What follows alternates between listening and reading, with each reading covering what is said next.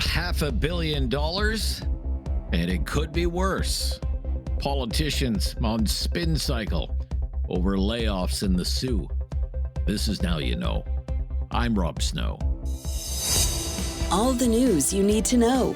This is Now You Know with Rob Snow on News Radio. It could be worse. That's the line from some Canadian politicians trying to explain how Algoma Steel was able to borrow $500 million from government and then issue layoff notices to 1,000 workers in Sault Ste. Marie. It could be worse. Speaking at the Ontario Legislature, Ontario Premier Doug Ford said if it wasn't for the loans, things would be even worse at Algoma. We put in $100 million. The Feds put in about $400 million. What the CEO told us that there'd be a dramatic change. If we didn't put it in, it'd be a lot more than 1,000 people. We need the federal government to start ramping up the procurement for the military, and we want to allocate all that steel, no matter if it's for the military or for the pipelines, over to Algoma until they can have a full staff there. Titanic was sinking up there. We either save, 2/3, or we don't save anything. And I believe in saving the company up there, allocating funds to keep them going, and that's exactly what we did. The Ontario government gave Algoma a $100 million loan. The federal government then offered the company a $400 million loan. But Premier Ford and his federal friend, the Minister of Finance, François-Philippe Champagne, insist if they didn't give this company a $500 million, things would be worse than they already are. Well, what I can say, what I know is that without federal support, Algoma would not be in the position that they are today, because what we needed to do was to make sure we support Algoma, first for the workers, and secondly for pivoting to a different technology. What we did with the Ontario government was really to step up, do our part to make sure that we support the workers and support the industry as they're pivoting to their new method of producing steel, which is the electric arc furnace, which was a plan they had and would ultimately make Algoma more competitive. Now, what we need to do, priority number one, is to work with the workers and make sure we support them. We have work-sharing programs in place.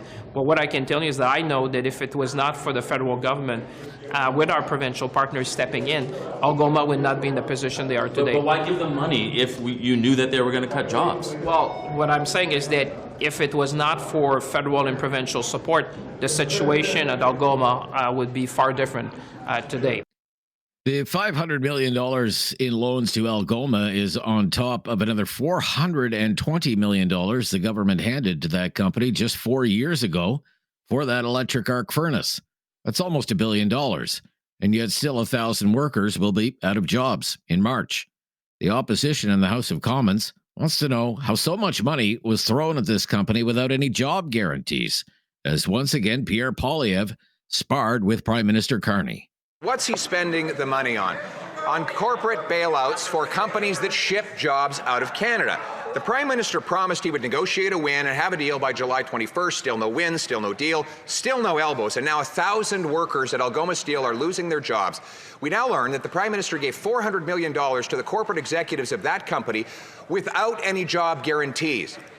How is it the Prime Minister could have been so incompetent to saddle Canadians who can't afford to pay their bills with a $400 million bailout bill without any guarantee of jobs staying in Canada? The Right Honourable Prime Minister.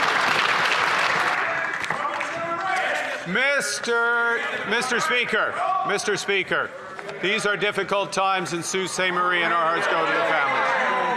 But as I quote the CEO of Algoma Steel, that there would be an even darker day if this government hadn't acted. Exactly. That loan, that support, saved 2/3 of those jobs. That loan, that support gives Algoma a bridge to the future that we are building strong in this country and that they voted against. Hear, hear. The Honourable Leader of the Opposition. As long as the CEO is happy with the $400 million gift he got from the Prime Minister, that's all that matters to these Liberals.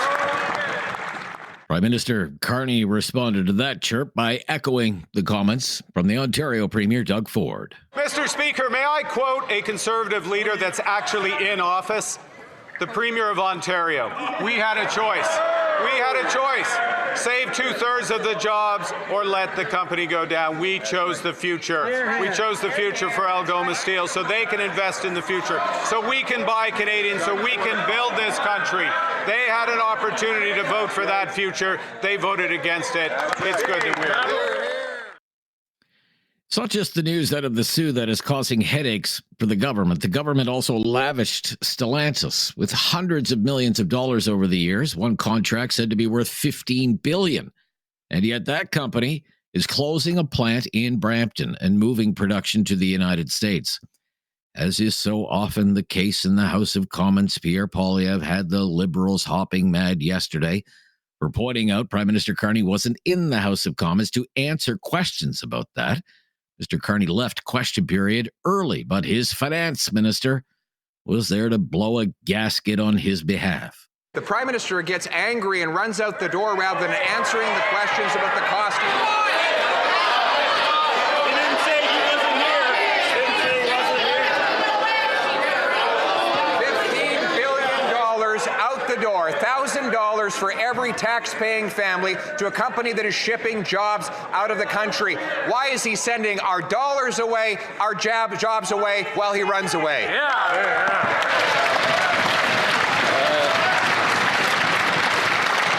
L'honorable ministre des Finances. The Honorable Minister of Finance. From this Conservative, never, not today, not yesterday, not tomorrow, Mr. Speaker. By the time they ask questions on this side of the House, every single member on this side, Mr. Speaker, we're fighting for Canada. We're fighting for our auto industry. We're fighting for our workers.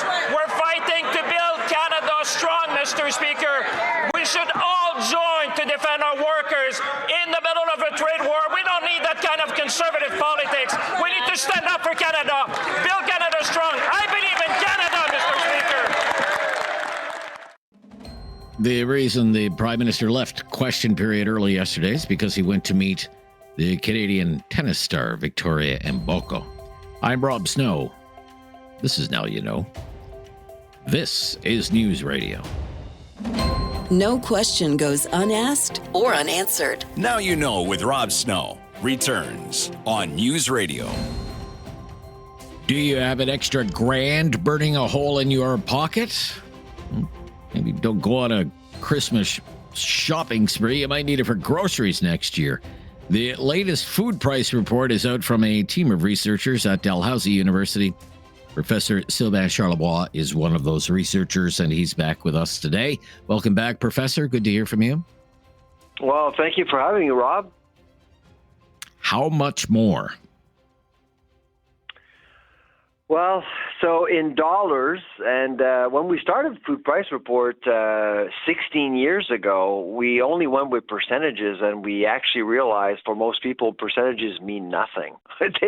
they wanted a dollar amount, so about a decade ago we started to slap a dollar amount so people can appreciate what it means. And so yes, this year we're expecting food prices, or at least for 2026, we're expecting food prices to increase by as much as 6%, which means for a family of four, you're looking at an extra $995 if you were to buy I would say the balanced ideal food basket a family of four should be buying compared to 2025. Okay, so an extra $995 for a grand total of what on average? So it amounts to $17,557.63. So since 2020, it's gone up 27%. So we are likely to surpass 30% in 2026, which is why the reason why people are very concerned about food prices is that food inflation right now is way above inflation. And when that happens, at the beginning of the year was the opposite. With the GST holiday, we were at minus 0.6%. but it shot up to over 4%. And now, again, people are noticing higher prices at the grocery store. Okay.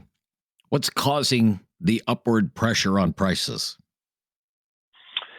Well, I mean, climate change is certainly a natural answer to your question. And I'm thinking of, say, beef.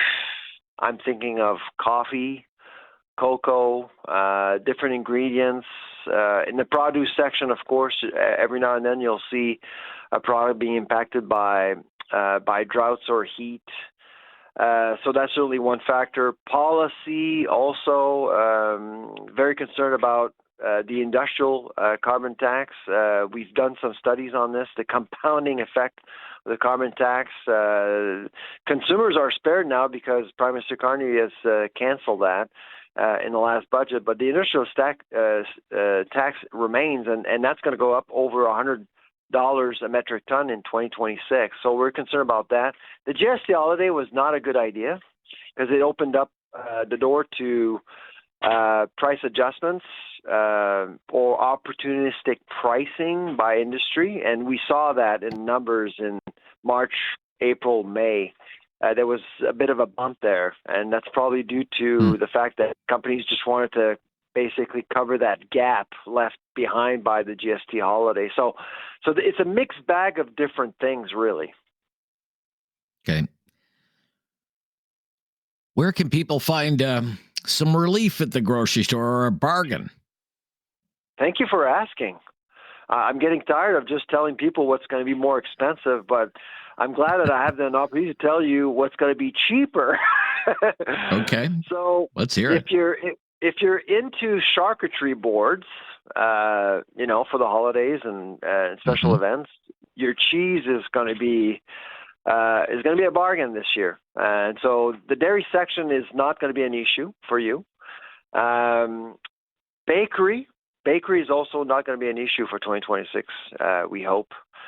Restaurants, that's a different story. We are expecting menu prices to increase. And the main reason there is that people are drinking less. And restaurant operators need people to drink to make money. If they can't make money with alcohol, they'll figure out a way to make money some other way. And revising menu prices is certainly one way to do that. So 4 to 6% there, which could actually get people to stay more often at home and cook, which may not be a bad thing, really. Okay, finally. This time last year, you predicted that the family of four in 2025 this year would spend $16,833.67 on food. How accurate were you? So actually, we were accurate. Out of 15 years, we've missed the mark twice. So we do miss once in a while, but this year we were okay. And of course, the other prediction we made last year was that meat would be the driver, and it was. I'm sure most of your listeners would have noticed that the meat counter is complicated these days, and so that's what happened. And so in 2026, we're expecting that to continue, unfortunately. Okay. Thanks for the time. Appreciate it as always. We'll speak soon. All Take the care. best. Bye-bye. Yeah. From Dalhousie University, the food professor, Sylvain Charlebois. I'm Rob Snow. This is Now You Know on News Radio. Critical thinking is not dead. Now You Know with Rob Snow Returns on News Radio. If you're ever looking for a podcast of our show, Now You Know with Rob Snow, we have a great new mobile app that will help you hear our show when you want to. It's called the Seeker app. That's Seeker spelled S-E-E-K-R. And it has all kinds of exclusive audio that you won't hear anywhere else. News, music, and sports. You can download Seeker for iOS or Android. That's Seeker spelled S-E-E-K-R. And Now You Know with Rob Snow is also on Spotify and Apple Podcasts or wherever you get your podcasts. There's an important story today from Blacklock's reporter. Our friend Tom Korski is with us every Friday from Blacklock's, but he's actually away tomorrow. And by the way, so am I. So I just wanted to bring this up today.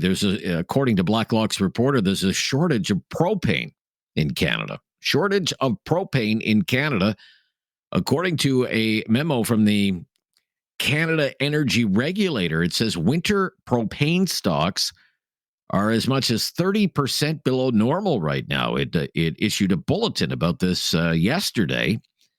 It says there's an abundant supply of natural gas, but that for some reason that's not the case with propane. It says nationwide inventories of propane are 20% below the 5-year average, and in Ontario inventories are 30%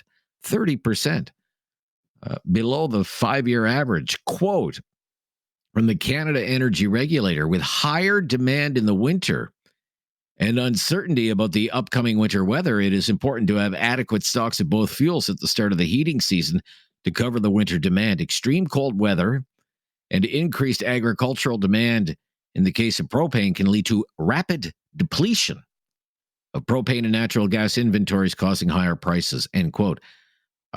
Pretty interesting story. There are still a lot of people that use propane to heat their homes in this country. It's about 400,000 households or so, and the regulator is saying stocks are low and beware of higher prices. Just thought you should know.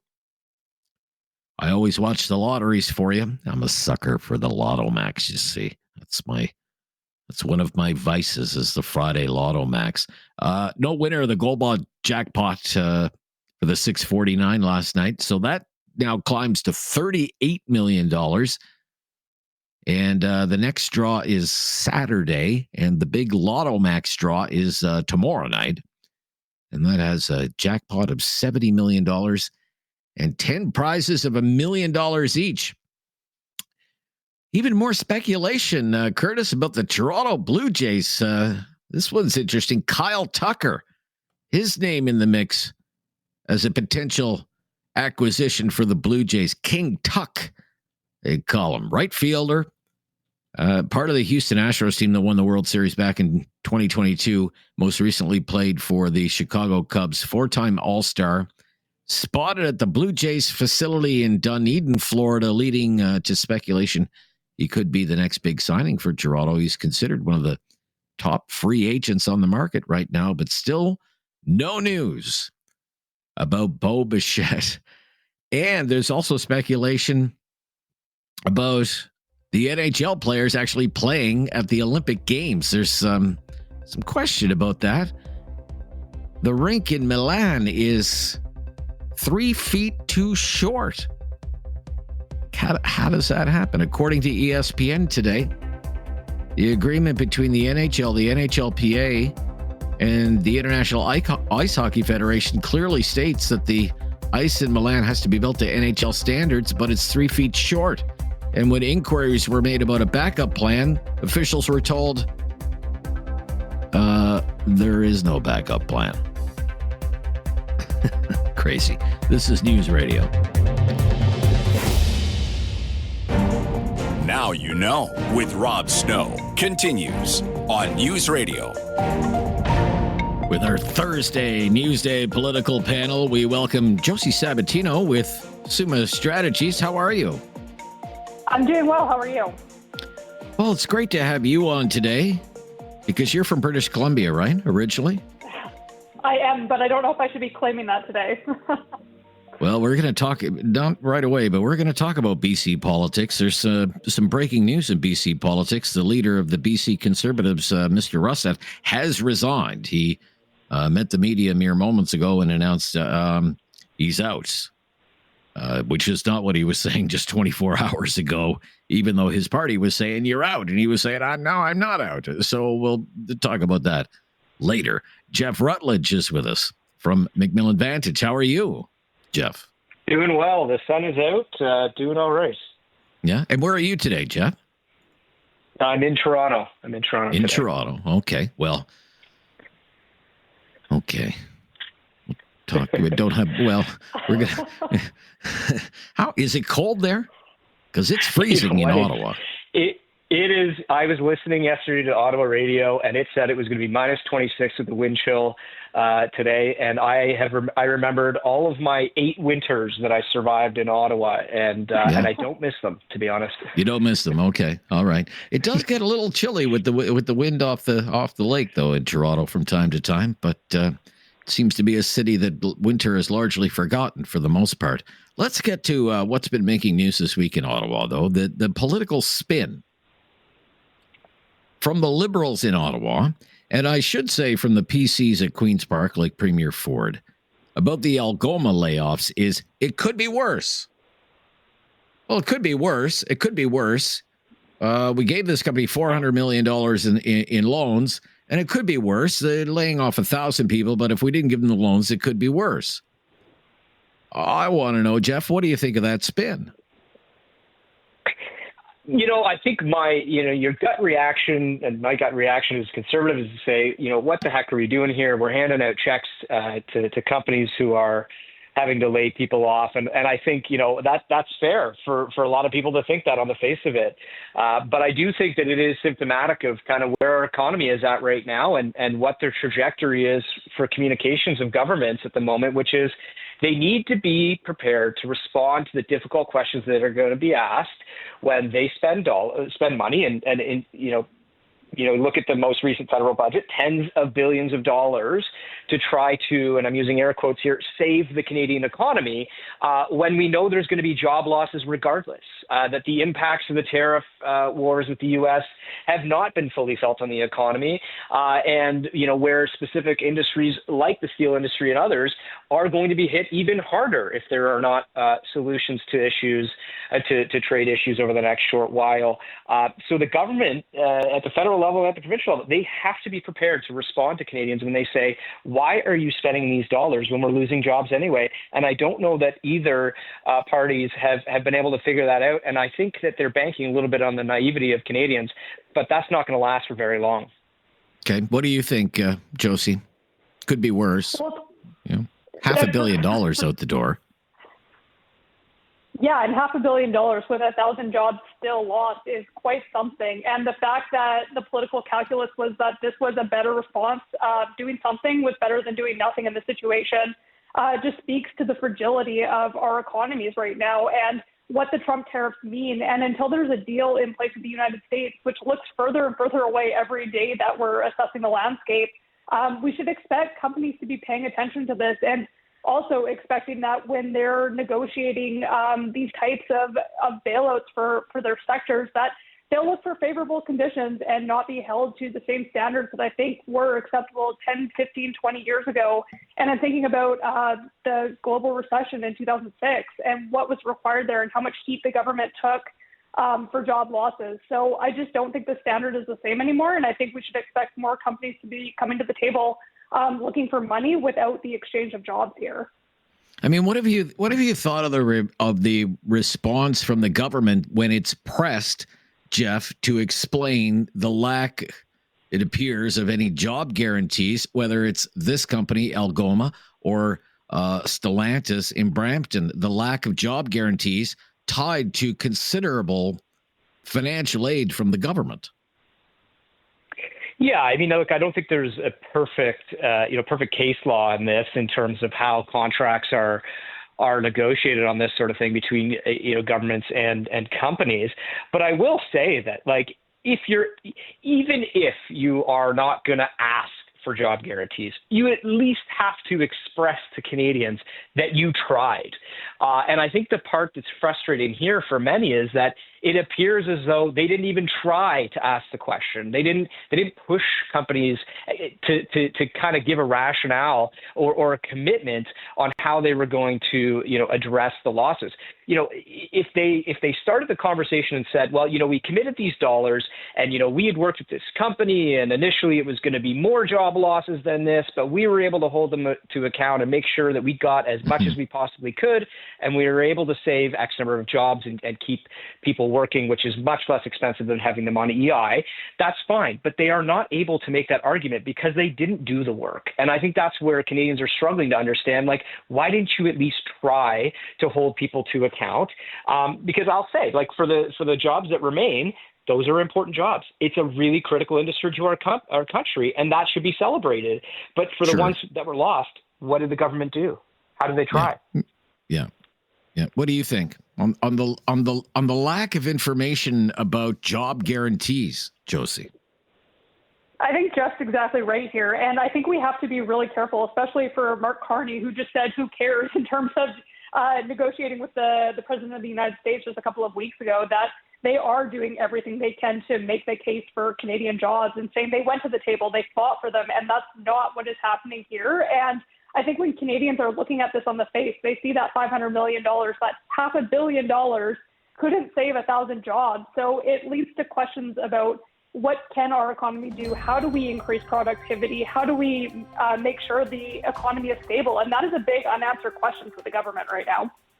Okay, when we come back, Mr. Guilbeault's media tour. This is News Radio. Now you know with Rob Snow continues on News Radio. Here with Josie Sabatino from Summa Strategies and Jeff Rutledge from McMillan Vantage, Thursday Newsday political panel. Look, this is just my own opinion, and I don't normally pick on my media colleagues, but nevertheless, I think Stephen Guilbeault is getting a very sympathetic ride in the news media since he quit the cabinet over the Alberta-Ottawa deal, particularly in the Quebec media.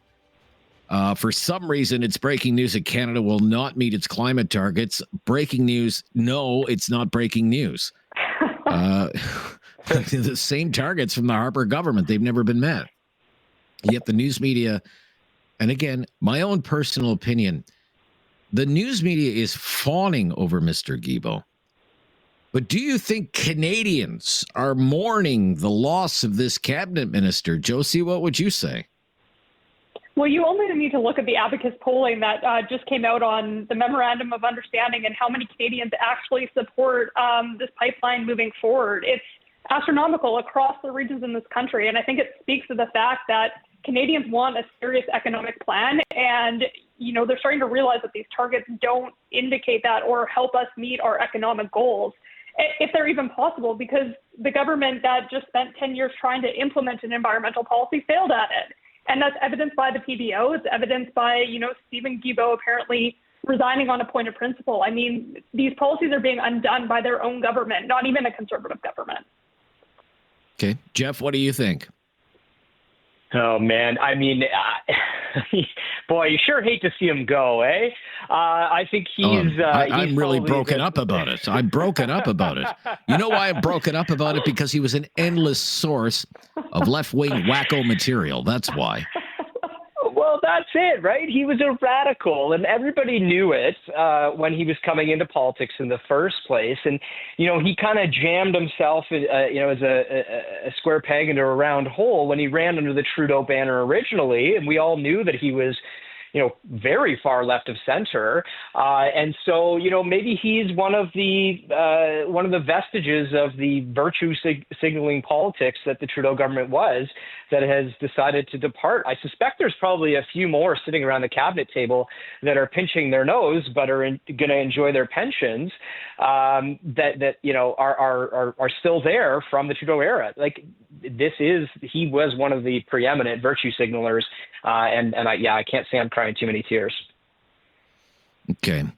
So let's shift gears a little bit and talk about what's been going on in BC politics and pick that very large brain of Josie's, since she's the BC person here on our Newsday political panel today. My original question was going to be, how is this going to end for John Rustad? Well, now it's ended. So let me ask you, Josie, why did it end the way it did? Why is he no longer the leader of this party?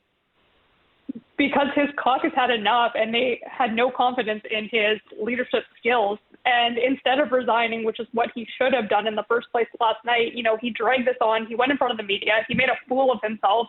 And here we are, as predicted, a day later, and he is no longer the leader of the party. So I think he should have saved himself the headache and, you know, did what was appropriate at the time once he lost the vote of his caucus and stepped down quicker. But like everything with John Rustad, I think that he waited until the bitter end, until he had no other choices. But Josie, what was it about Rustad that angered people in his own party? What was his undoing? Give us a better sense of that. What do you know about that? Well, I think what was appropriate and what he had indicated when he took on the party leadership was that he didn't plan to stay forever. And once he lost that election, he should have made the calculation and listened to his caucus to try and change course on some of these policies that he had. And he failed to do that. And I'm not only a BCer, I saw this with Aaron O'Toole as well. It's extremely hard once you lose the thread and the handle on caucus to avoid making the story each and every day about you. And he was unable to kind of escape those pressures and turn the attention on what is a floundering minority NDP government who is in a lot of trouble. But the Conservatives had the spotlight on themselves and were unable to seize on that. Okay. Jeff, where did it all go wrong for Mr. Rustad, based from your perch there in Toronto? Yeah, well, this is the joy of coalition politics in BC, right? Where, whether you're at the municipal level or you're at the provincial level there, they seem to be unable to kind of find that right mix. And unfortunately for Mr. Rustad, I mean, I think he should have seen the writing on the wall quite some time ago. But I think what really held him back is, looking at the polls and saying, well, I'm within kind of striking distance of the NDP. And I think he interpreted that as, oh, that must be my leadership that is keeping me there, rather than people saying, well, they just didn't really necessarily like the NDP. And so I think he just read the tea leaves long here. And, I think perhaps he should have turned down the Should I Stay or Go Clash song last night. Okay. A few more questions about that. I do want to talk about the Quebec situation as well and how that could impact our federal politics as we wind this year down, look ahead to the new year, because there's going to be a provincial election in Quebec and the separatists are going to win. This is News Radio. There is no question Rob won't get answered. Now You Know with Rob Snow continues on News Radio. Here with Josie Sabatino, Jeff Rutledge, talking politics here on a Thursday. Just a few more questions about the resignation, official now, of John Rustad as the Conservative Party leader in British Columbia. Katie Merrifield is the director of comms for Pierre Poilievre and posted on social media, Rustad aligned with federal Liberals and his leadership collapsed. After the Liberals doubled grocery and housing costs and unleashed crime, he should have known better. Resign now. We are ready to work with interim Conservative leader Halford for a safer, more affordable BC. What kind of divide do you think there was between the federal Conservative Party and the BC Conservative Party under the leadership of Rustad? Josie, what do you know about that? Well, I think what's been evident over the last couple of months was that Rustad was losing the hold on his caucus. And when you're looking at that landscape, you, as the federal Conservative, as other provincial Conservative parties, you want to distance yourself from that. And I think where the federal Conservatives picked up seats was when they ran on a message of affordability and crime in those suburban ridings in Vancouver. So I think that that's the message they want to present themselves. The quicker you can distance yourself from this, the better. And I think that that's the approach that was taken. Okay. Just quickly on that, Jeff, because when I would speak with political analysts in British Columbia on the rise of Rustad and the rise of the BC Conservative Party, they said a lot of it was they were riding the Poilievre wave at the time, but that was more than a year ago. And now it's like the Poilievre Conservatives can't distance themselves far enough from at least the leadership of Mr. Rustad. What do you think is going on there? Yeah, I mean, again, this is the murky waters of coalition governments, right, where I don't think that they really had a clear identity, or at least Conservative Party in BC didn't really have a clear identity on this, and they were making strange bedfellows with the Carney government to kind of chase a win. And I think that doesn't play well when, at the federal level, I'm sure Mr. Poilievre kind of looked at it and said, well, you rode my coattails to leadership, and then you're going to, stab me in the back here. So I expect that this is a little, happy retribution that they get to be able to play it this way against him on his exit out the door. All right. Okay. Look, unless something dramatic changes, the Parti Québécois is going to win a majority government in October of 2026. It has vowed to hold another sovereignty referendum. Quebec politics is really kind of a gong show right now. The CAQ is totally out of favor. They can't wait to get rid of Premier Legault. The Liberals have all kinds of problems. They're embroiled in a leadership scandal right now. They're warring with Mark Miller, the new heritage minister, identity minister. I just wonder if anybody is really paying attention in Ottawa on the federalist side to how things could roll out over the next year in Quebec. What's your sense of it, Jeff?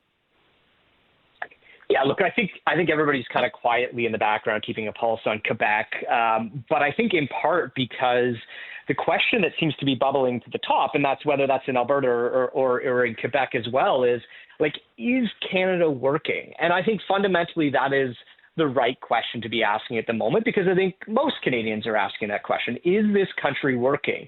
I think it's unique for Quebec in that Quebecers, at least that remember or were born before 95, remember the last iteration of this question and whether or not they wanted to be part of it. But you have a whole new generation of voters born after 95 who don't remember that and are asking this question in the new context of the economic situation that we're in right now.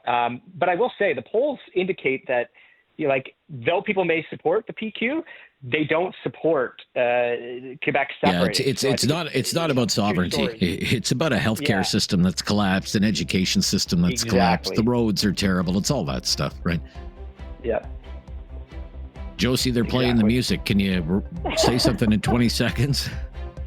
I would say, after the federal election, when the Liberals rode to power because Quebecers came together against Trump, I'm sure they are closely watching this, and it will be a factor to watch for sure. Yeah, I would agree. Thank you. All the best to both of you. If I don't speak to you before Christmas, it's been great having you on all year. We'll speak soon. Bye-bye. Jeff Rutledge, Josie Sabatino. Talkback up next. It's time to talk back.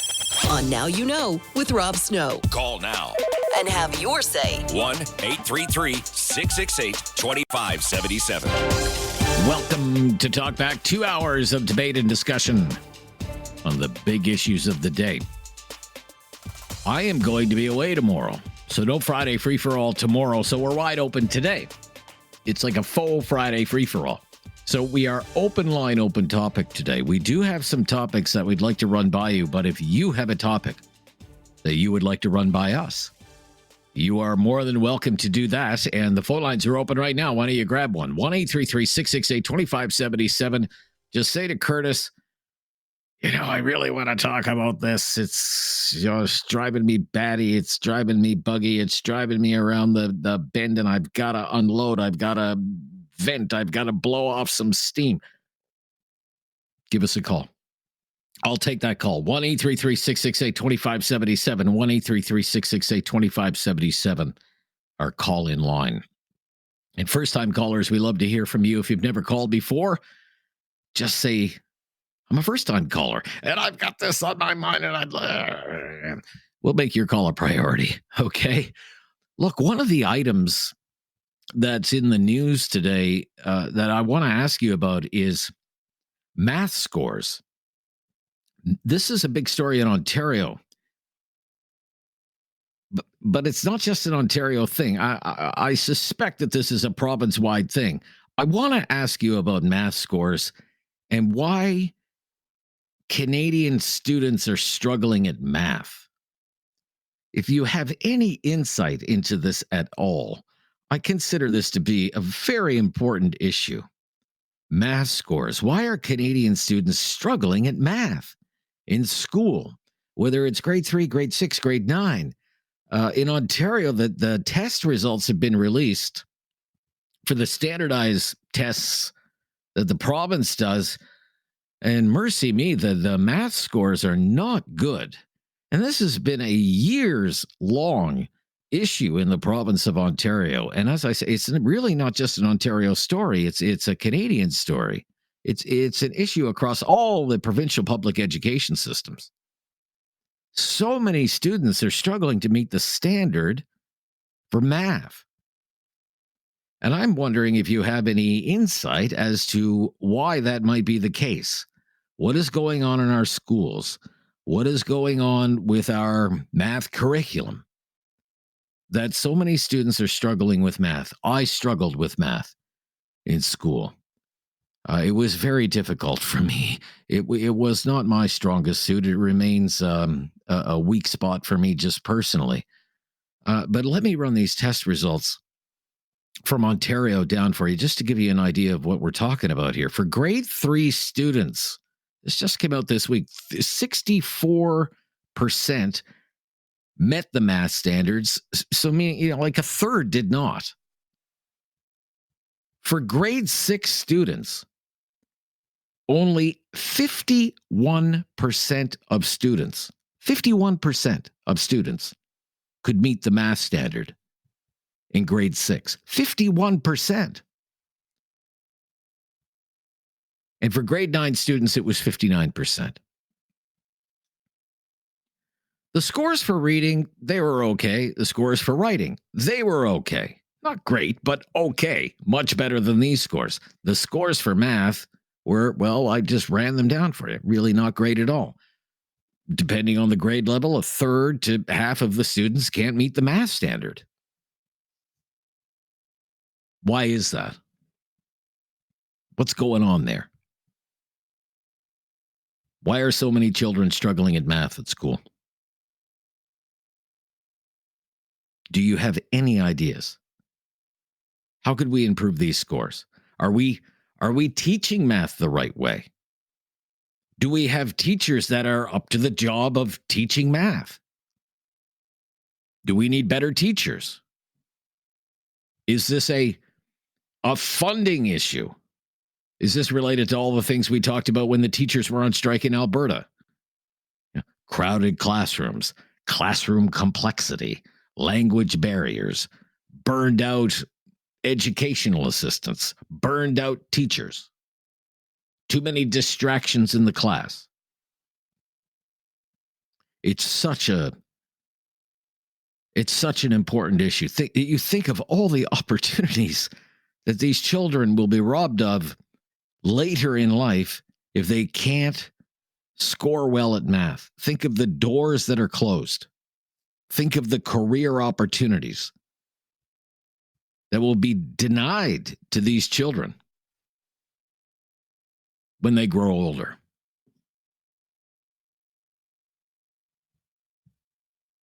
Other countries seem to be way ahead of Canada at teaching math, at placing an emphasis, at least, on the importance of doing well in math. If you have knowledge, if you have experience with the education system here or the education system in other countries, where they're doing a better job at teaching math, what are those countries doing that maybe we could be doing here? 1-833, that's just one topic. 1-833-668-2577. 1-833-668-2577. Why are so many Canadian students struggling at math? I'm Rob Snow. It's Open Line, Open Topic today. Again, full Friday free for all. We're away tomorrow. Last chance to have at me, pick my brain, yell at me, sing my praises, whatever you want to do. 1-833-668-2577. And let's talk about some of the big issues of the day. Here on Talkback on News Radio. Have something on your mind you want everyone to know? Call now. Hello. 1-833-668-2577. It's Talkback on Now You Know with Rob Snow. We are Open Line, Open Topic today. We have thrown one topic out there for you to consider. Math scores on standardized tests, at least in Ontario, the math scores are not good. Grade 6, half of the children in grade 6 can't meet the math standard. If you have any ideas what's going on there, love to hear them. I think it's a major issue for the country. Perry in Calgary. Thanks for calling, Perry. Up first today. Hi there. Hi, it's actually Terry with the T. Terry. Okay. My apologies, Terry. Go ahead. No, that's totally fine. I think the phone line wasn't very good. So I'm calling about what you mentioned about the math issues. Yes. And I ended up marrying an accountant, and he has taught me more about how to figure out math things than I ever learned in school or college. And I think that they need to start to teach people the easy and simple way of doing math, or give them different options. And then when they have success, then they'll feel better about doing math. But I found that they just make it so difficult and so complicated, and it's just hard to figure out until somebody explains it an easy way. And then you go, oh, well, why didn't they teach me that in school? So you think they're teaching it the wrong way? Yeah, I think there's different ways to teach them. Even if you go online, there's people that show you easy ways to figure something out. It's like, well, that's simple. Why don't they teach you that in school? I think they just need to try different ways of teaching, because kids learn different ways. So they need to give them options on how to figure out something the same way in a different manner. Yeah. It seems in some of the other countries that really excel in math, like South Korea, for example, there's a heavy emphasis on what I would call rote learning, memorizing, for example, the times tables and making sure you have a grasp of that, like the fundamentals, really learning the basic fundamentals of math and then building from there. I'm just throwing it out there. I wonder if we've maybe gone off track in the school system. Do you have any insight into that? Well, I'm 65, so I learned that way. I learned the memorization part. It didn't help me.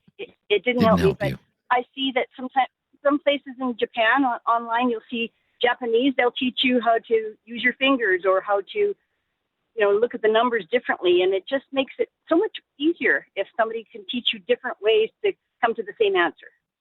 Okay. Very interesting. Thank you, Terry, for your call. Roxanne in Calgary up next. Hi, Roxanne.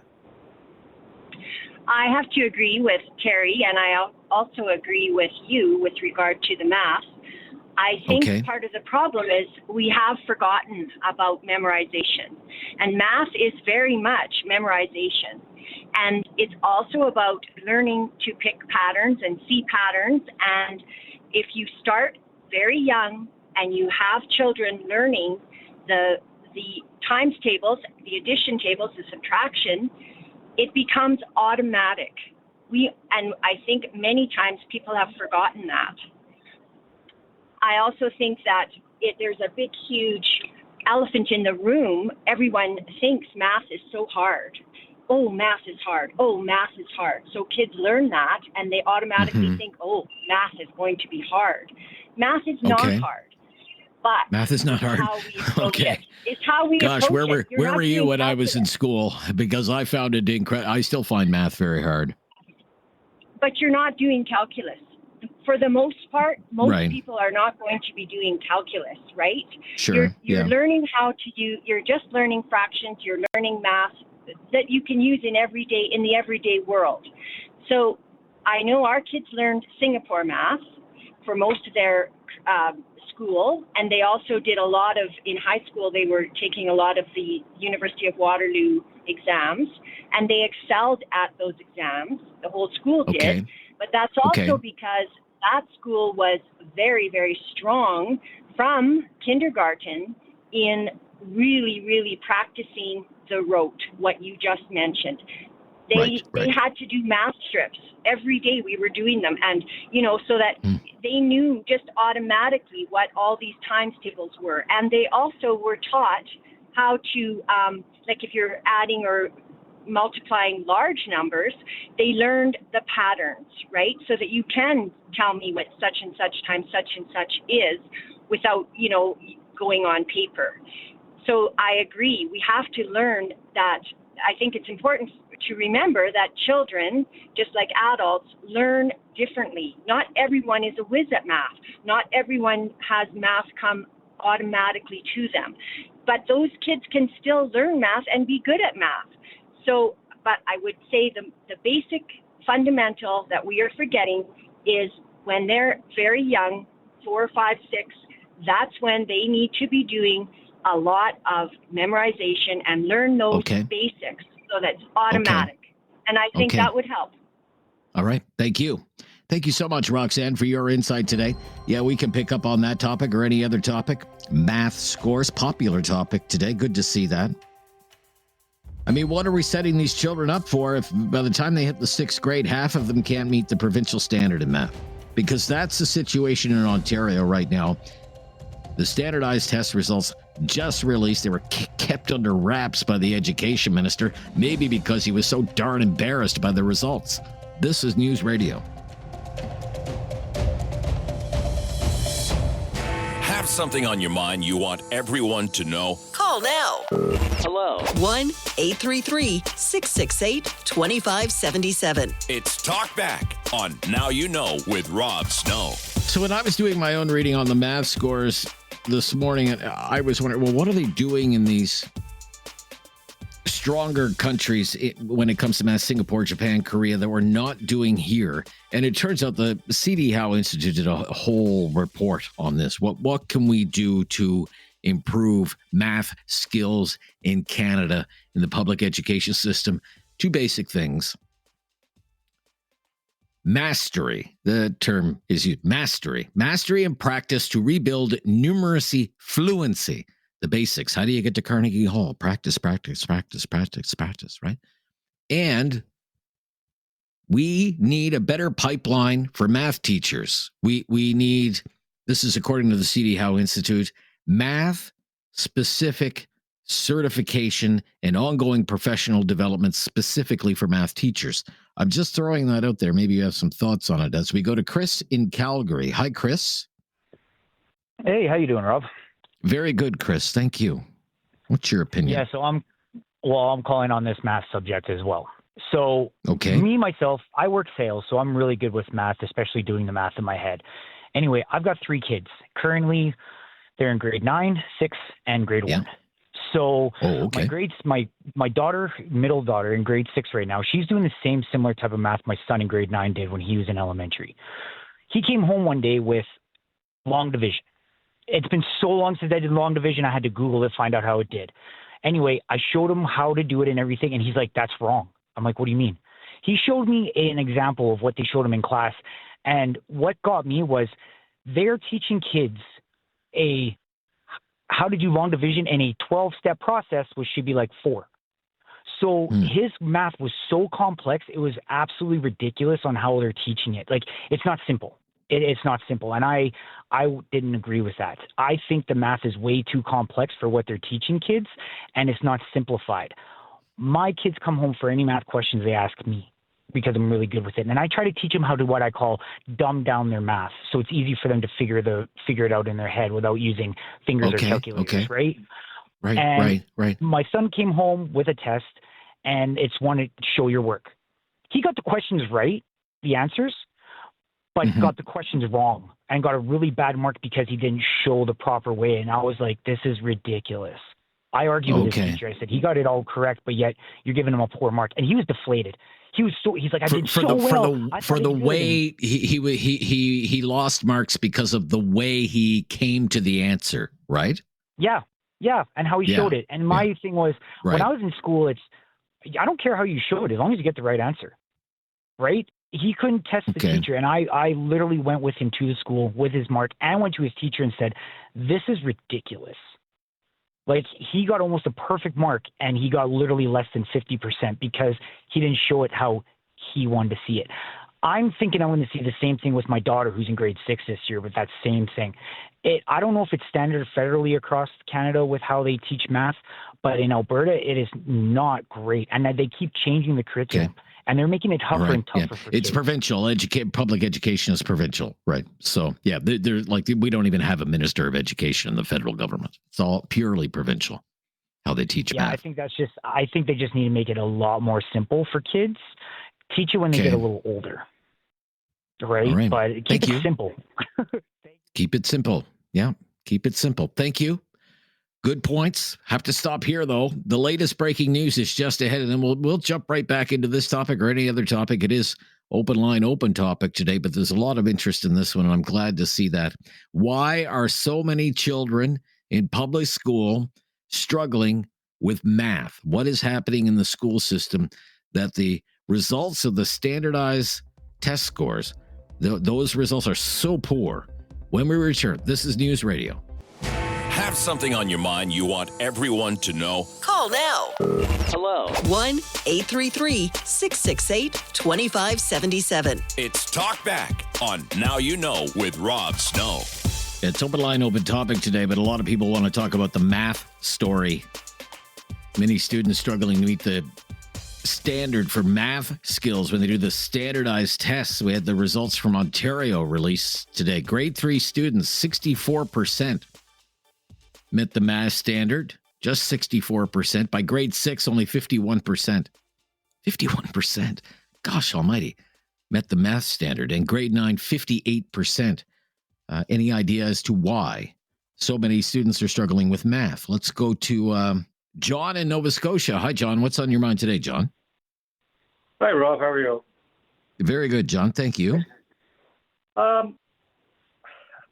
One of your previous callers mentioned something which I can relate to. The kids in the early grades are only taught one way to do something. My daughter brought home a math problem. I couldn't understand how she was trying to do it, so I solved the problem for her. And it was, Dad, no, that's no good. You can't do it that way. I have to do it this way. I couldn't understand. Okay. You know, I was in my 40s at that time. I couldn't understand what she's trying to do. Okay. That's one problem. Yeah. But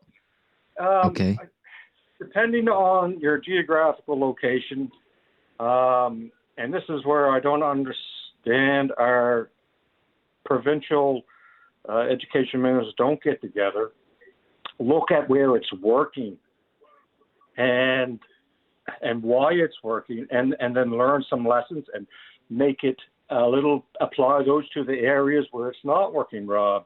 It could be class sizes.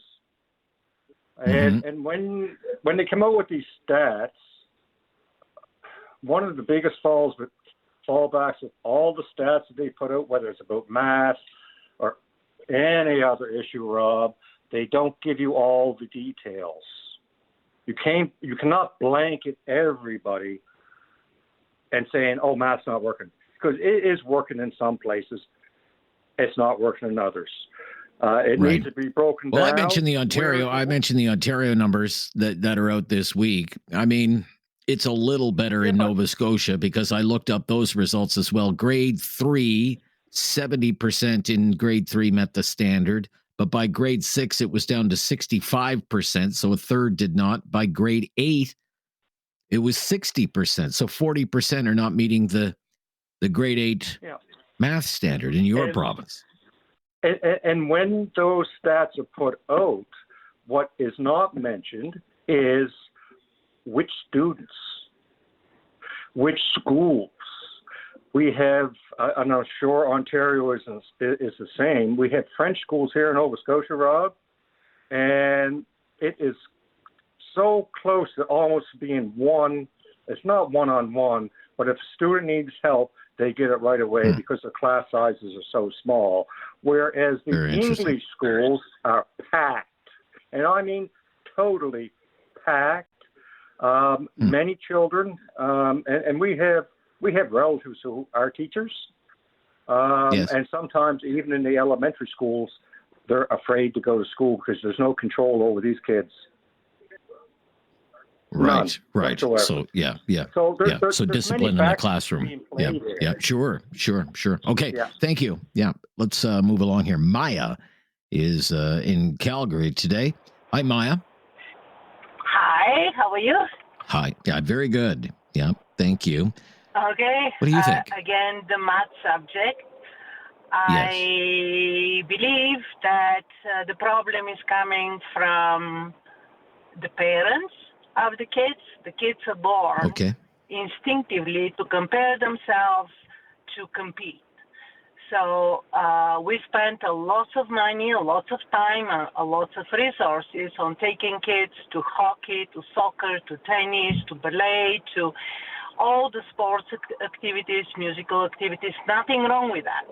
But we don't teach our children that math is a fun.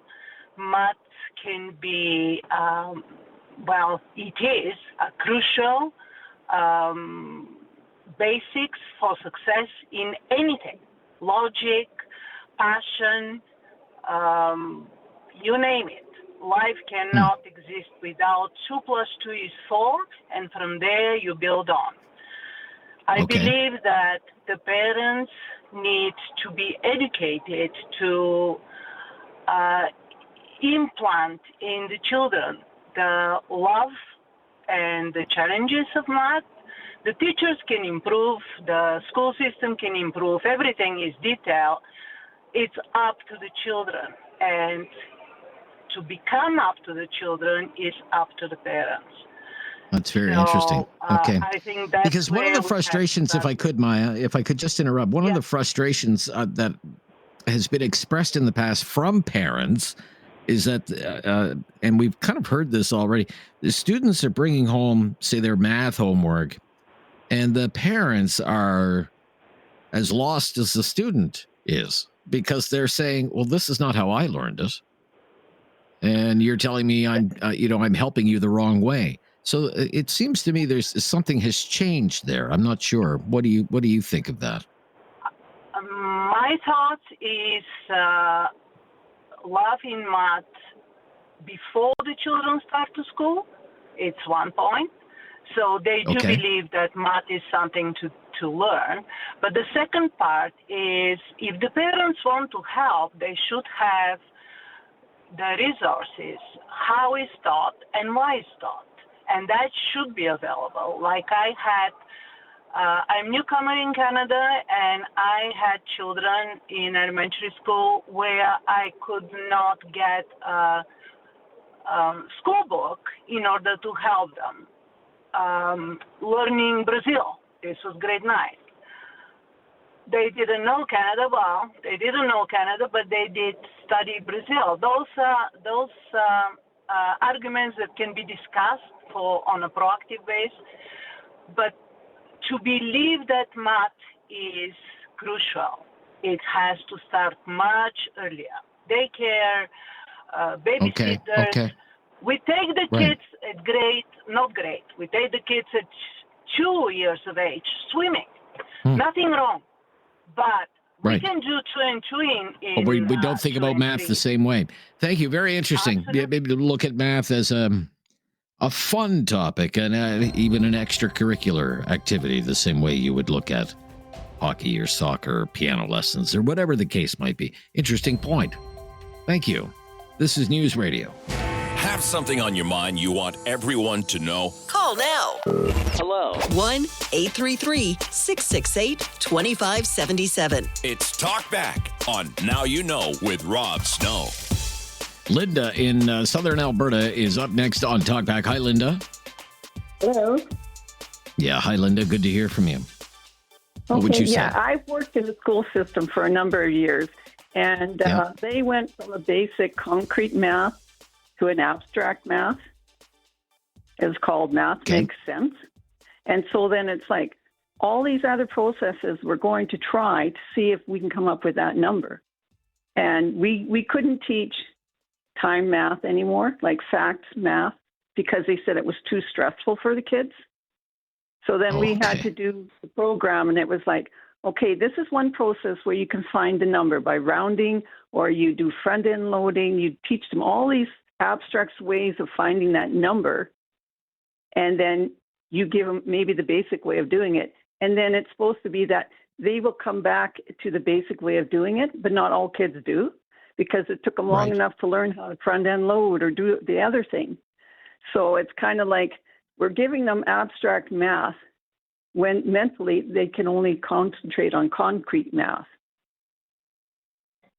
So, if I could, Linda, just tap into that experience of yours from the school system, not being familiar with how it would work in your province. I mean, are math teachers specially trained math teachers, or is the math teacher teaching math one day and English the next day and history the next day, or what? Well, when you're in the elementary school, you do all your courses, right? Right. In high school, you could be a math teacher, a major, right? And that would be your thing. But when you're in the elementary school, you're teaching blanket thing. So Right. Math is just part of. But when they change a program, then everybody's supposed to go and learn how to teach the program. But the math makes sense. It was more language based, and I think that's, to me, I always found it an issue because it's like you show them different ways. Like we showed them visually, we showed them hands-on, we showed them, other ways of learning because kids take it in visually, they're tactile or whatever, but the process was way too much. Like way too much. Saying I think in Ontario they call that discovery math. Math. It's like, you're dividing this question, but you're doing it front end loading. So you're starting with the hundreds, and then you're going to the tens and then to the ones, and then you're adding it all up. And then sometimes if you add it to round these numbers up, then you got to take those numbers off. It's just way too much. Okay. Yeah. You lost me already. Okay, Linda, thank you. Let's move along to Dartmouth, Nova Scotia. Mike is up next. Hi, Mike. How are you today, Mr. Rob? Yeah, very good, Mike. Thank you. What's on your mind? I'm going to switch it up a little. I'm going to talk about math, but I'm going to talk about the bad math of politicians. Okay. What's with this $400 million for a company of 3,000 employees? And I can't remember if I heard it on your show or Todd's this morning, but somebody said 4 years ago they received another 425. Yeah, that's right. Yeah. Yeah. That was for the furnace. That was for the furnace because they had a traditional blast furnace and they installed this thing, electric arc furnace. Green steel making. What I don't understand about this is if you or I started up a business and it turned out not to work so good, who are we going to go call to just give us some money to keep funding a company that's not working? It seems like the taxpayers of Canada are being on the hook for all these different corporations that call up and say, well, look, now if this company got $425 million or billion or whatever, $425 million 4 years ago, and they're crashed again 4 years later, wouldn't the math tell you that this probably isn't a good organization to back? Like the fact that you gave them almost half a billion dollars 4 years ago, and they ate through it, and they still don't have a successful company. And well, I mean, they have been hit by the tariffs. I mean, make no mistake. The tariff has had an impact. They're in the steel industry, exporting a lot to the United States, and they're facing a 50% tariff. That's, let's not kid ourselves. And they've managed to make steel there since 1902, Mike. Yeah, Algoma's had a mill there since 1902. But to your point, because this is what we have done, as you say, in the last 4 years, we've given this company almost $1 billion. Almost $1 billion. Okay? Yep. And in the last week, they sent out 1,000 layoff notices. You're going to be 1,000 men and women are going to be out of a job in March. Shouldn't the government be saying, well, if we're going to give you this money, you have to employ these people? No layoffs. If you're going to give you $1 billion, you're not laying off anybody. If anything, you should be hiring people. I couldn't agree with you more, Mike. I got to move along, though. I got to move along. You made your point, and you've made it well, my friend. Thank you. Be right back. This is News Radio.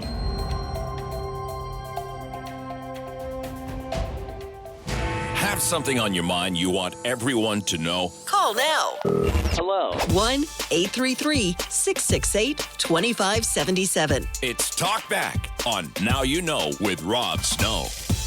To Barry in Halifax today. Hi, Barry. How you doing, Rob?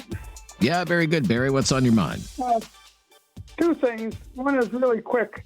You know the metric system, and we switched from feet to meters and so on.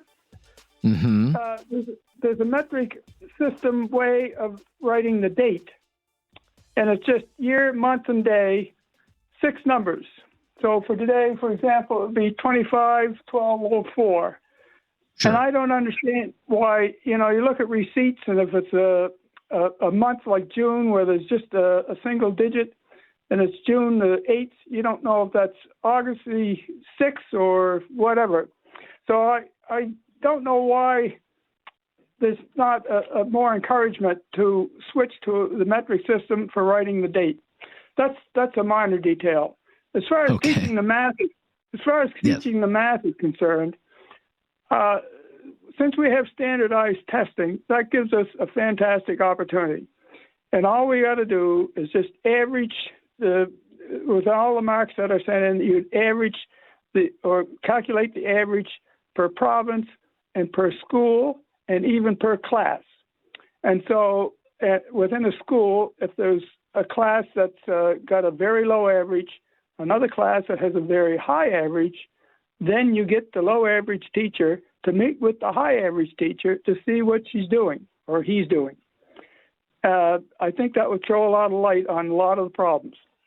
Okay. All right. Interesting suggestion, Barry. Thank you. John in Airdrie today. Hi, John. Hey, Rob. How you doing?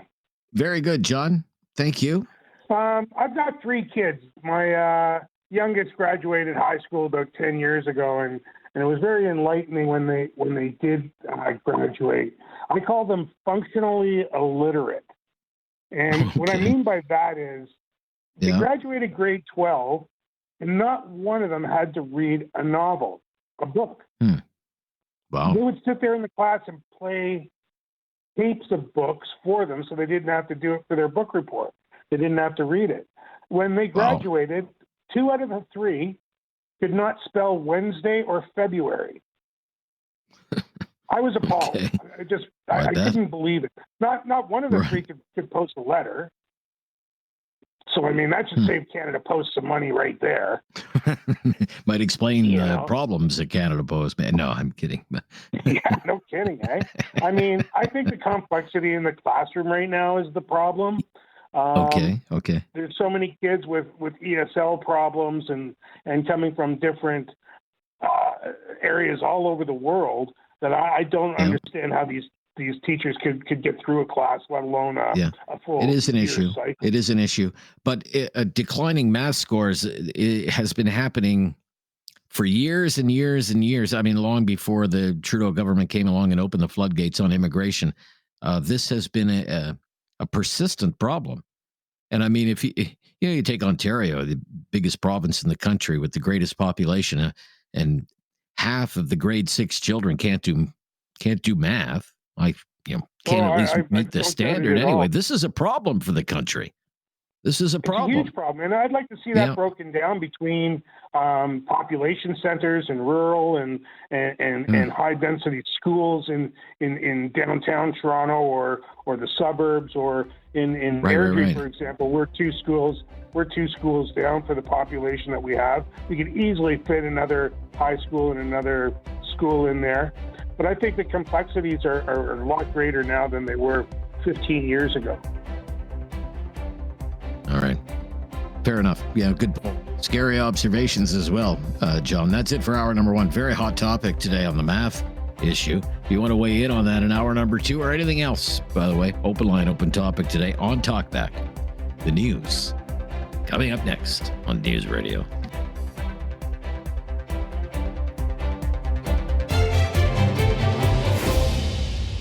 It's time to talk back. On Now You Know with Rob Snow. Call now And have your say. 1-833-668-2577. Open line, open topic, hour number 2 of Talkback. Welcome to it. We're away tomorrow, so it's kind of a full Friday free-for-all, but one topic has really taken off today. It's a story out of Ontario about the standardized math test results, and it shows that still many students struggling to meet the standard for math skills, and we're asking, why do you think that's the case? Again, the results: Ontario, grade 3 students, 64% met the standard, a third did not. Grade 6, 51% of students met the math standard for grade 6, and in grade 9, 58%. Why is this happening? If you have any ideas or want to talk about anything else for that matter. Joe is in Nova Scotia. Thanks for waiting, Joe. You're on the air. Hey, Rob. Thanks for taking my call. You're welcome, Joe. Thank you. When it comes to math, I didn't like I knew how to add and subtract and that kind of stuff. But until I got out of high school when I was 18, I started framing. And that's when I really learned to learn math. You got the Pythagorean theorem. And I honestly think students need to do this stuff in their classroom. Like they need to learn how math is a pattern, I guess. It's like I say, until I got out of high school, that's when I really learned math and just applying it and seeing how it's a pattern. And, carpentry is inches and feet, so it's not meters and centimeters and stuff, but the length is the length.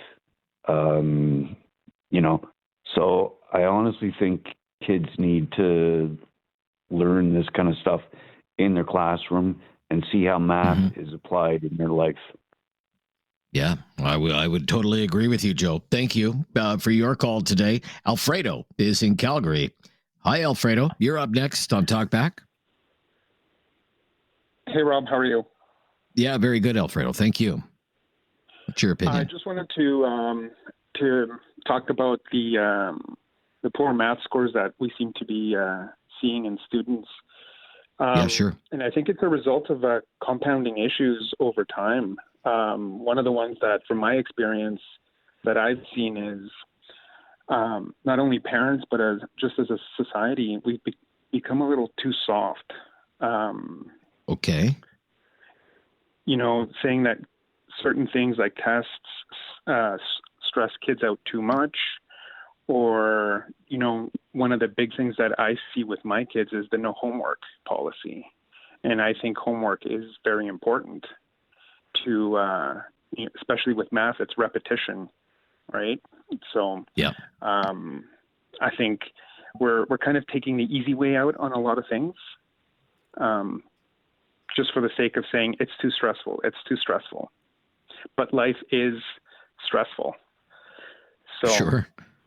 Okay. And the other thing that I think is contributed a lot to this is COVID-19. We're starting to see a lot of the results with kids, maybe not just in math, but overall in school, poor scores because of the interruption with COVID.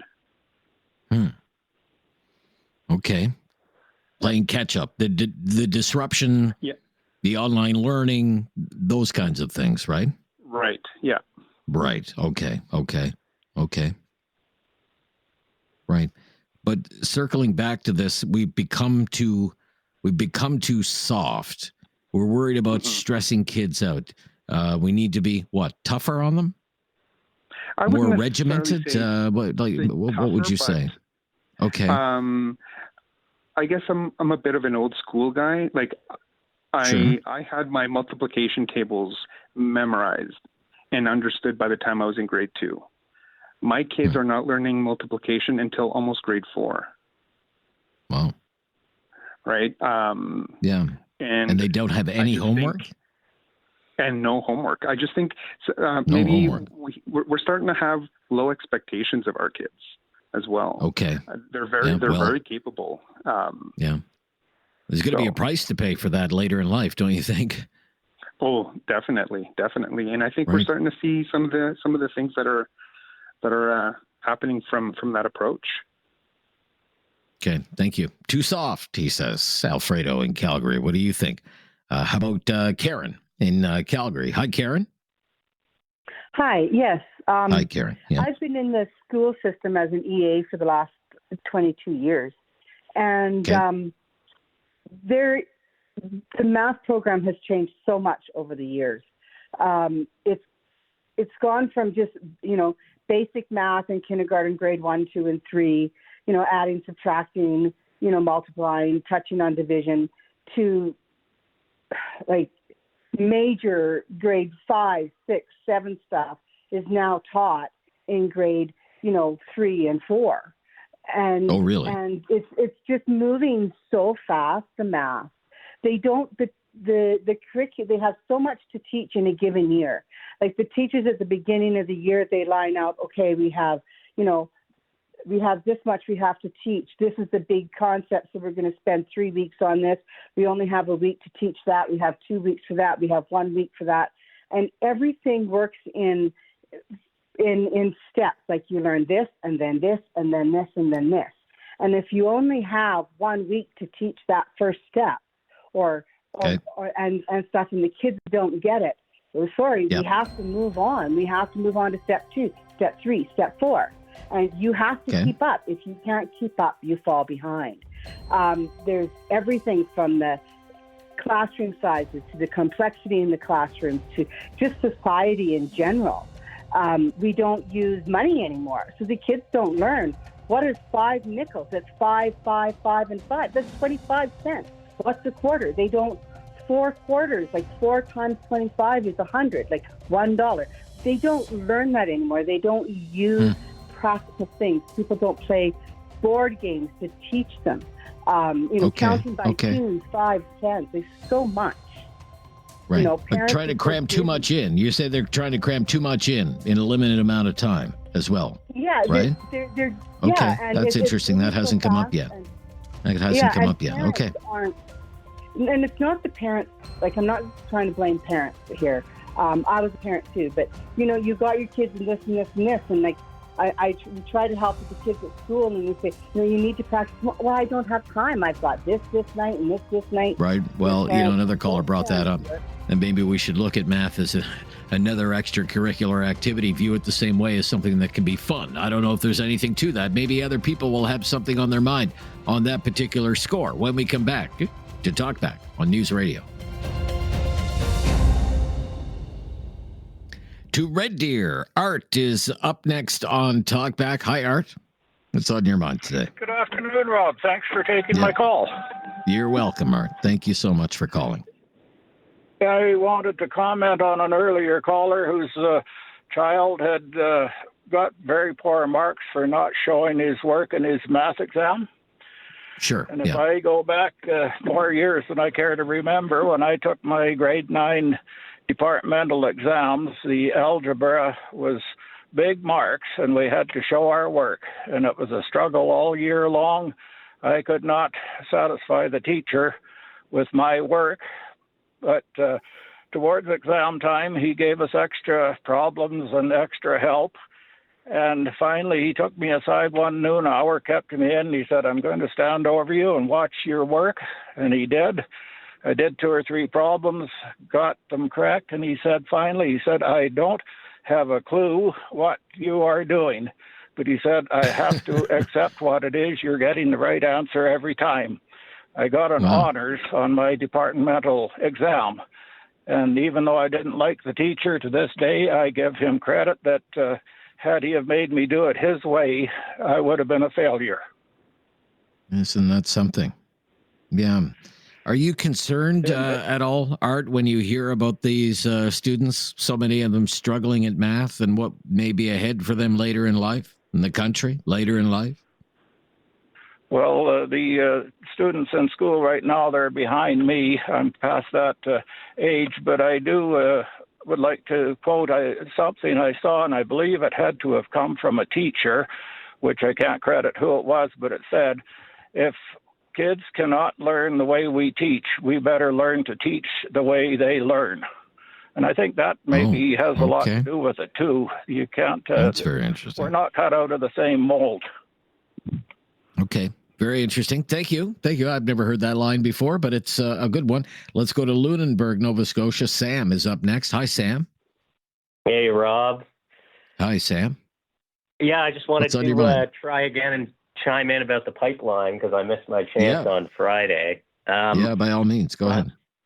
Yeah, I listened briefly on Friday afternoon, and from what I gathered, it sounded like most people who called in to talk about it were excited about it. Would that be correct? I would say so. I think that would describe it. Yeah, it was largely a consensus that it's a good thing. Yeah. Yeah.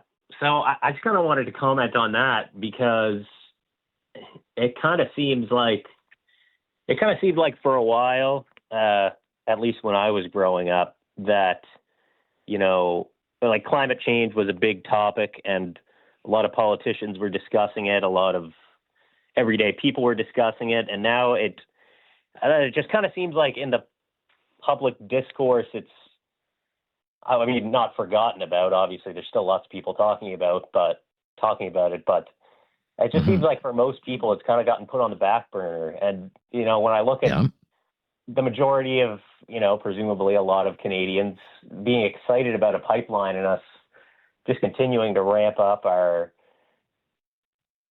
extractive industries and, industries that result in, increasing our CO2 emissions. And I don't know, it's disheartening because we are kind of in a climate crisis, and we're also in an extinction crisis, right? Like there's a lot of things going on. I wish that more people would get that excited about finding alternatives to fossil fuels. I don't know. I appreciate that, but it also, I think, is it's reflective of the times that we're in. For example, let's take a polling firm like Abacus Data goes into the field. What are your top issues right now? What are the top issues facing the country right now? Far and away, it's the cost of living. Yeah, I interviewed Professor Charlebois from Dalhousie University today with his annual report. How much more will food cost next year? Well, it's $1,000 more, and it's more than $17,000, $17,557 to feed a family of 4. And it's up 27%, he said, since 2020. It's up 27% in 5 years. No, so cost of living, along with, rents, mortgages, everything else, utility bills, property taxes. Don't get me started. Then we have just general anxiety over the economy. 1,000 layoffs in Sault Ste. Marie. Tariff, more in Brad, this sort of thing. Housing affordability, Donald Trump, healthcare, immigration, crime, public safety, jobs and employment, which is another pocketbook economic issue. And then you see climate change in the environment is like way down the list. Is that the top issue? Only 15% said is the top issue in the country because they have more immediate concerns like, how am I going to feed my family this month? How am I going to pay the rent this month? Yeah, no, of course, people need to feed their families, and people have every right for that to be at the top of their list. Like, I completely understand. My day-to-day life is definitely more focused on, paying the rent and paying for groceries than it is trying to solve the world's problems. But I still, again, I'll say I still find it disheartening that using the economic, a crisis that we're in, for lack of a better term, cost of living crisis, it's kind of being used as an excuse that the only way to get ourselves out of these situations is to go backwards to the same old extractive industries that we've always relied on and not look forward to new ones.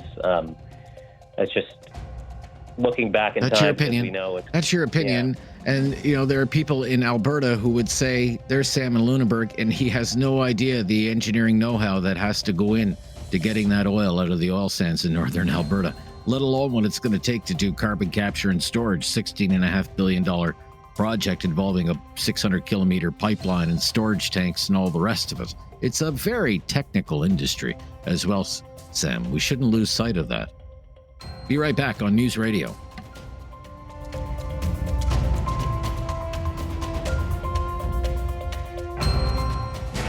Something on your mind you want everyone to know? Call now. Hello. 1-833-668-2577. It's Talkback on Now You Know with Rob Snow.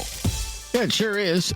Math scores, a big topic today with the math scores out in Ontario for the standardized tests, and half the grade 6 class can't meet the standard in math. That's been a hot topic. If you have any insight into that, we have lots of time to fit you in on Talkback today, but we are wide open because there's no Friday free-for-all tomorrow because I'm away tomorrow.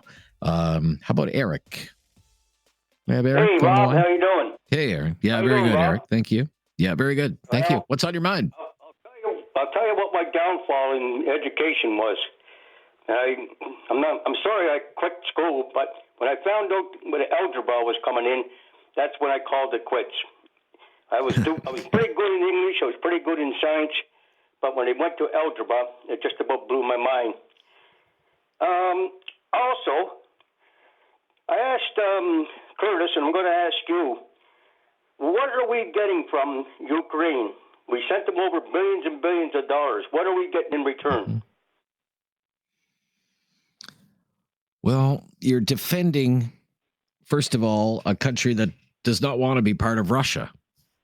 Okay, and I has made understand that clear and has, and declared its independence from Russia, right? Okay. And if you look at a map, you're also getting, a buffer. Ukraine is the buffer, right, between Russia and the rest of Europe. If Putin is allowed to just, first of all, invade a sovereign country, roll over another country with his armies, what's to prevent him from stopping there? Yeah, but he knows that the States has got aircraft carriers out and they're waiting to pounce on him, so I don't think he's that stupid. Also, I was talking about that cyber thing that took place in Canada or, Nova Scotia. I think I heard over 280-something thousand people were affected. I think I won because I'm in cahoots right now with Nova Scotia Power. They're looking for extra money. And I know I've been paying my bills every month, and I know, like I said to Curtis, if I decide not to pay my power bill this month for the amount that they want, the first thing they'll do is cut my power off. Yeah, I don't know about that, and I don't know if you've been compromised. And I can't get into individual utility bill disputes here on the radio with you, Eric. But thank you. Thank you, though. I just thought I'd throw that out to you. All right. Thank you. Fair enough. But you're going to have to sort that out on your own. I try to avoid that kind of stuff on the radio, individual bill disputes with utilities. I'm Rob Snow. It's Talkback. Open line, open topic today, Talkback. Join the discussion. Start one of your own here on News Radio. Have something on your mind you want everyone to know? Call now. Hello. 1-833-668-2577. It's Talkback on Now You Know with Rob Snow. Yeah, open line, open topic today on a Thursday. Talkback, no Talkback tomorrow. So we're doing a full Friday free-for-all today. At 1-833-668-2577. Math scores have been a very popular topic today. We've been asking why are math scores for Canadian students not better than they are? And I was referencing the results of the standardized tests that are out this week in Ontario. From everything that I gather, it's not just an Ontario thing. But in Ontario, a third of grade 3 students can't meet the math standard. It's half of grade 6 students can't meet the math standard. And by the time they hit grade 9, it's 40% can't meet the math standard. 40%. Why is that the case? What's going on there? Is there something wrong with the way we're teaching it? Is there something wrong with the way we teach our teachers? Is this related to all the issues we've heard about in public schools over the course of the year? Because it's a problem. It's a problem for these children. It's a problem for the country. It's definitely a problem for the country if millions of future Canadian adults struggle with math. It closes a lot of opportunities for them. How are they going to get careers in STEM? We hear so much about STEM. How are they going to become engineers, computer scientists? What about working in finance? What about working in the trades if people can't do math at a certain level? All of those careers are out of the question. And there have been studies done for many, many decades. If people have poor math skills, they're not going to make as much money. And the money you make, you're not going to be very good at managing it if you don't have good math skills.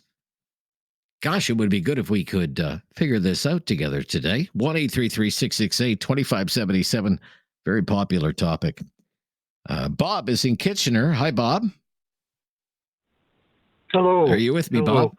Yeah. Hi, Bob. Good to hear from you. Yeah. Yes, I'm with you. I've been listening to this ever since you started this afternoon, and I've gone through the whole system right through university as an electrical engineer, and math was a topic I loved from, I don't know, back in the 1950s when I was in grade 2 and 3, the teachers were very encouraging for the students in my class. I remember we used to have competitions in class for multiplication.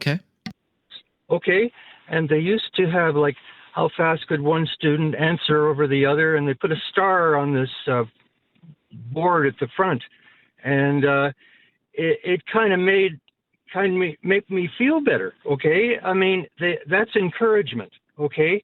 And we all sort of competed against one another in this one class. And I liked the teacher at the time. It's such a long time ago though, but one thing I've just been thinking about though, haven't these children that are not doing well in math, haven't they been getting report cards like I used to get saying, oh, you're not doing so well in this subject or whatever, or you're excelling in this subject? Did they not know a lot of this before this Ontario test came into effect? No, I would suspect so. Yeah, I would suspect so. So the parents would have seen these report cards, and that's when they have to. A light should go on in their head saying, "Oh man, I got to talk to my kids more and challenge them and encourage them." And that's, I think, what it all boils down to. You don't just walk away from school and you go home and nothing happens but turn the TV and the computer on. You gotta, there has to be some, I have a granddaughter. I have 6 grandkids, okay? And they're all, the oldest one is 17, the youngest one is 8. But the one who is 8, every time I go over to her house in Guelph, she pulls out all these notes about what she's accomplished, okay, in the class. And a lot of it is math. Times tables, divisions, and all these things, and she's so proud of it. And if only we could get our children to really understand how important it is in your future. I mean, to go through life with to be knowledgeable about handling any arithmetic or any problem you encounter at the grocery store or on your income tax form or anything, okay? It just boggles me why they wouldn't address this. It isn't just a sudden issue, I think, that got started. It's gradual, but they got to adjust adjust things as they go through their years, okay? This child might need a little bit more help. This one may not be, but anyway, that's what I feel about the whole situation. Well, all very good points. All very good points. You mentioned, it's been an issue in Ontario for years. I covered this, what's going on with math scores. Gosh, as a news reporter a dozen years ago, this has been an election issue in the past. The previous Liberal government in Ontario, McGuinty, Wynne, were criticized. They embraced something called a discovery math and moved away from rote learning and memorization.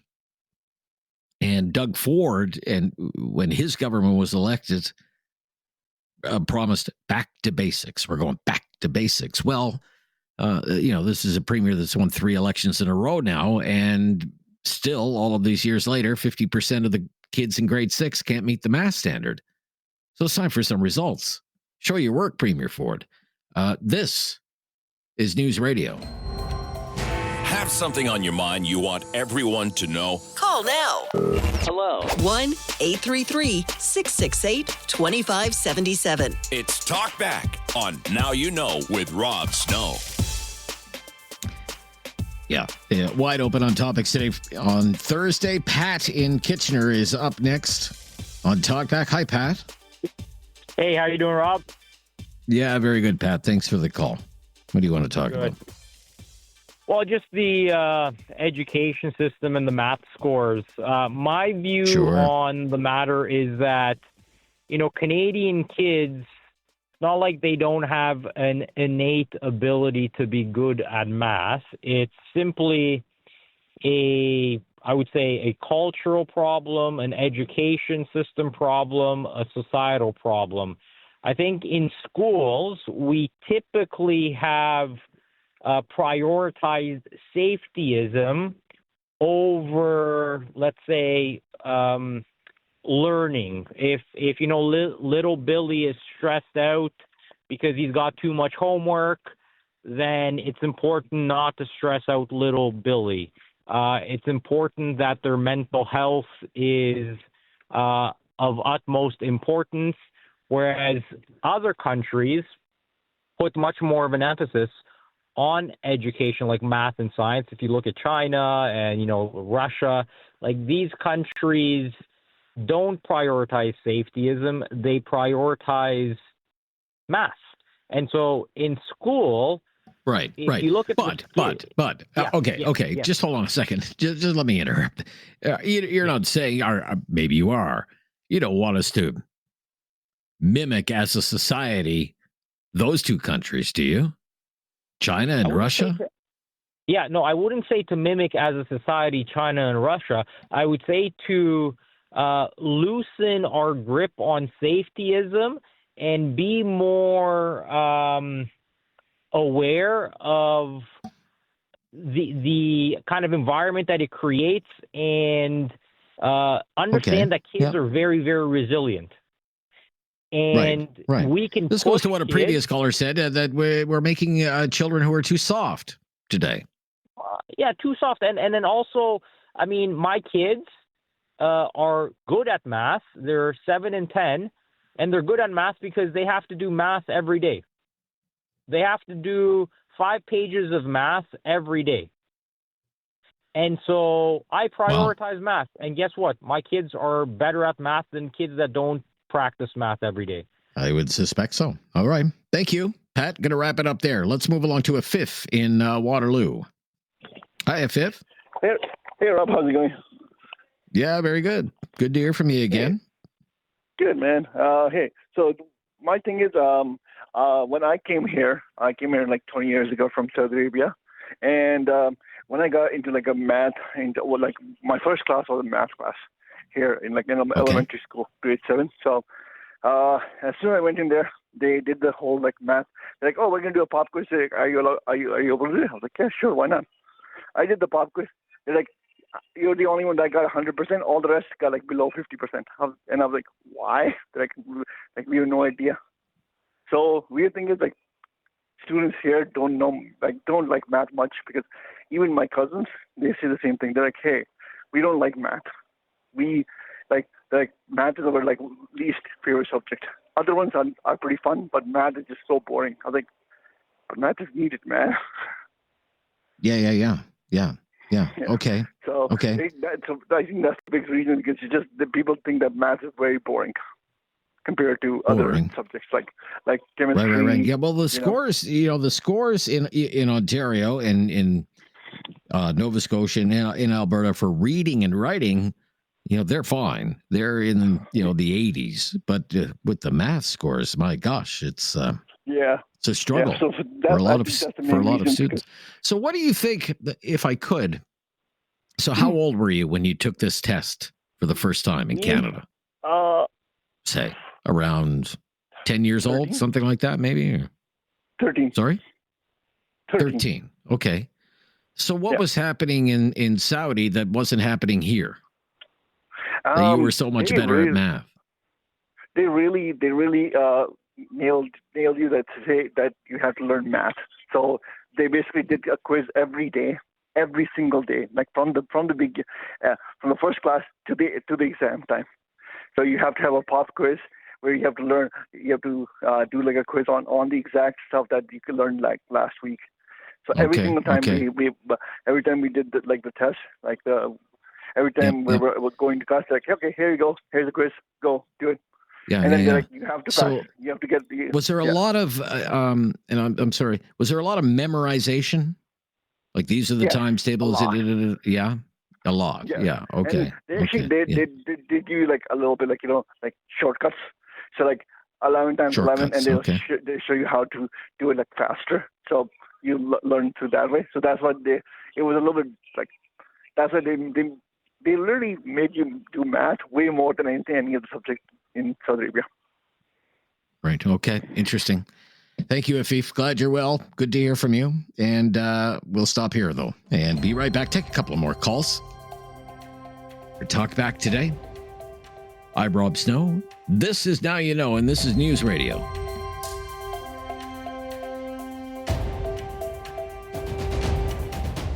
Have something on your mind you want everyone to know? Call now. Hello. 1-833-668-2577. It's Talkback on Now You Know with Rob Snow. Yeah, lots of calls to get to, not a lot of time to do it. Let's see how we do here. Let's go to Kyle in Calgary. Hi, Kyle. Hey, Rob, how you doing this afternoon, buddy? Yeah, very good. Yeah, it could be warmer, sir, but it can always be warmer, I guess. So these education issues out in Ontario, yeah. We're going to find it's countrywide. It's not just Ontario and the Eastern Province.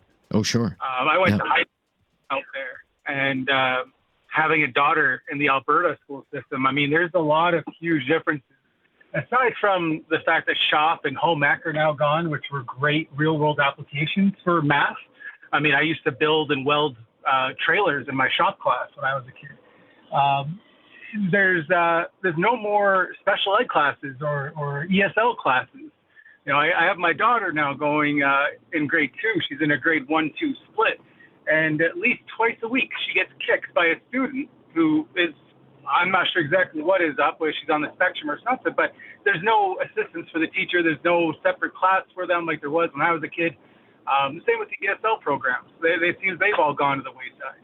So I'm just looking at my daughter now in this grade 2 class where she gets kicked by students constantly, and other students are still grasping the basics of language. And I'm questioning, how is she expected to learn in that environment? Right. Yeah. This is what they call this was an issue in your province's teacher strike.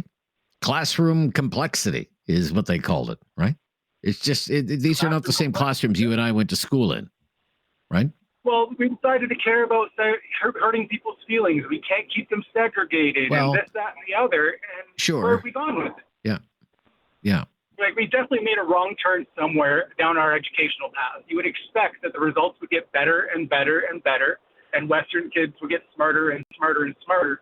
But there was very clearly policy changes that were put in effect that derailed that success, from holding students back to summer school to ESL and special ed classes. And I don't understand how we expect our children to learn in these environments anymore. Yeah, fair enough, sir. Thank you. Yeah. Oh, sorry. I just want to fit one more in. I didn't mean to cut you off right there. Let's go to Waterloo, though. This will probably be the last call of the day. I think Doug is up next in Waterloo. Hi, Doug. Thanks for taking my call. We can solve the math problem with we can solve the math problem with the dollar store. It's called a calculator. You only need to teach the process because some of us are mechanically minded and some of us are mathematically minded. In first grade, the kid that sat in front of me, I could run circles around him playing sports, but he got honors and I barely passed. I was able to become self-employed with basic math, and I couldn't memorize those tables. And through the summer months, my mother would use flashcards across the kitchen table, and I memorized them. If I had a calculator, I wouldn't have needed to. I was able to become self-employed with that basic math. I could go up on a roof, measure the area, find how much the shingles cost, the tax, how many I needed, and put it all together with basic math that I learned from my mother across the kitchen table. Some people are programmed for math and some people are programmed with mechanical things, and I understood those things. I did a tune-up on a panel truck that was our gang's transportation in grade 9. Wow. If I needed to know how many spark plugs I needed, I would go times 6 times how much they cost. That's all I needed to know for math. If people want to go on in that, it should be provided for them, and they should go in that direction. I was mechanically minded, and I've come up with all kinds of things to save fuel. I work on my own cars, and a lot of the the population does that by getting used parts at the junkyard and fixing it themselves. A guy who's Sure. math, Yeah, a little off the topic, and we're right out of time. So we're going to have to wrap up our conversation there. But gosh, that was an interesting conversation on math scores and what some of the issues are. And it's not just about math. A lot of these issues are deeply rooted in many of the systemic issues facing all of our public education systems all across the country. The latest breaking news is coming up next. This is News Radio.